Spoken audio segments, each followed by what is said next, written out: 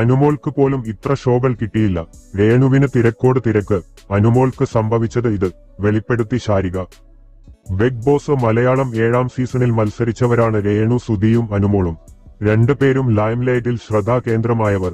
നേരത്തെ അറിയാമായിരുന്നെങ്കിലും ഇവർ തമ്മിൽ വലിയ സൗഹൃദമൊന്നും ബിഗ് ബോസ് ഹൌസിലുണ്ടായിരുന്നില്ല. രേണുവും ആങ്കർ ശാരികയുമായും ഹൌസിനുള്ളിൽ നല്ല സുഹൃത്തുക്കളായിരുന്നു. രേണുവിനെയും അനുമോളെയും കുറിച്ച് ശാരിക പറഞ്ഞ വാക്കുകളാണിപ്പോൾ ശ്രദ്ധ നേടുന്നത്.